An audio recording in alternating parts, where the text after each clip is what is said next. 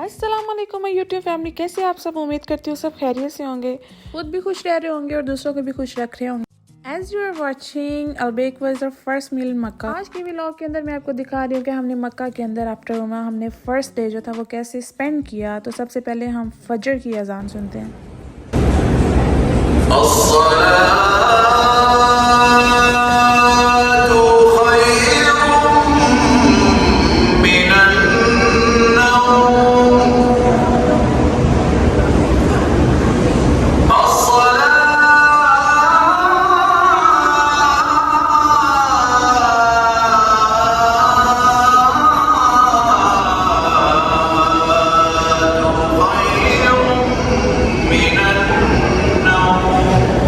अजान चाहे बैतुल्ला में हो या फिर मस्जिद नबी में, इतनी मीठी आवाज़ होती थी मौज़िन की कि दिल करता था ख़त्म ही ना हो और इंसान ऐसे ही सुनता रहे इसको।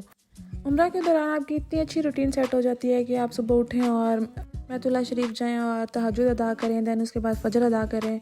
और फिर आप ये वो सीन होता था जब हम अपने होटल जो थे वो वापस जा रहे थे। वैसे रश तो अभी भी काफ़ी है, लेकिन इशा के टाइम पे यहाँ जो रश होता है वो पूछे मत, ऐसे बंदे के साथ बंदा टकरा रहा। रूटीन लाइक हमारी वहाँ पे ऐसी थी कि हम तहज्जुद और फजर अदा करने के बाद जब होटल जाते थे तकरीबन 7 बजे हम पहुँचते थे और वहाँ नाश्ता करते थे, फ्रेश होते थे और थोड़ी देर सोते भी थे। वैसे हम तकरीबन वापस आ जाते थे ज़ोहर के टाइम, और ये तकरीबन हमारा ज़ोहर का टाइम ही था। तो हमारी थोड़ी सी ज़ोर लेट होगी तो हमने फिर बाद में खुद पढ़ी, और उसके बाद हम यहाँ पे ही बैतुल्ला शरीफ की बाहर जो गलियाँ थी वहीं पे हम निकल जाया करते थे। और ये बिल्कुल सामने हरम पाक के इब्राहिम खलील रोड था। यहाँ पे इतने ज़्यादा कबूतर थे। वैसे तो यहाँ पे हर ही जगह कोने पे जहाँ देखें कबूतर पाए जाते हैं, और ये हम तकरीबन ज़ोहर के बाद और समहाउ हम असर के बाद भी निकल जाते थे यहाँ पे, लंच करते थे और मार्केट्स वगैरह विज़िट करते थे। अभी मैं नेक्स्ट आपको दिखाऊंगी कि हमने फ़र्स्ट डे पे कौन कौन सी मार्केट्स जो थी वो विज़िट की थी। और यहाँ पे इतने ज़्यादा कबूतर थे कि मेरा दिल कर रहा था मैंने दाना डालूँ, और ये आपको मैं नज़र आ रही होंगी मैंने दाना डाला। और दाना जो था वो मैं तकरीबन यहीं से लेके गई थी, आपको मैंने पिछले ब्लॉग में भी दिखाया होगा और बताया भी था कि आपके लिए बेस्ट यही रहता है कि आप जब पाकिस्तान से या फिर किसी भी अपने कंट्री से जा रहे होते हैं उम्रा अदा करने के लिए, तो अब अपने दाने का जो कबूतरों को आपने वहाँ पे डालना होता है उसका यहीं से बंदोबस्त करके जाएं, वो आपको बहुत मुनासिब पड़ता है। ठीक है, तो वहाँ पे काफ़ी 5 रियाल और 10 रियाल और कि वो पैकेट्स लेके खड़े तो होते हैं, लेकिन उसके अंदर इतना ज़्यादा होता भी नहीं है। तो बेस्ट यही होगा कि हम अपना जो भी दाना होगा वो यहीं से उसका बंदोबस्त करके लेके जाएं। और इसी रोड पे अगर आप थोड़ा आगे जाएं या फिर थोड़ा सामने, तो यहाँ पे बहुत अच्छे अच्छे होटल्स थे, पाकिस्तानी होटल्स थे। और ये हम एक होटल में आए थे खाना खाने के लिए। फ़र्स्ट डे पे हमने यहीं पे लंच हमने किया था। इनके पास बहुत पाकिस्तानी अच्छी और मज़ेदार खानों की रेसिपी थी जैसे कि आपको नज़र आ रही है।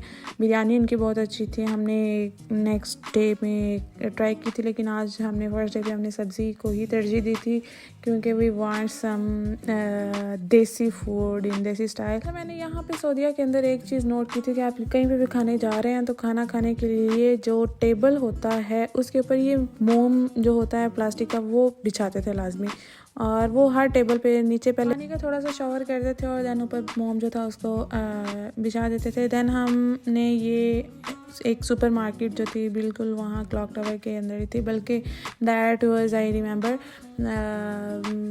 बिन Daud yes I remember Bin Daud market थी। ये वहाँ पे आपको जगह जगह पे नज़र आएगी।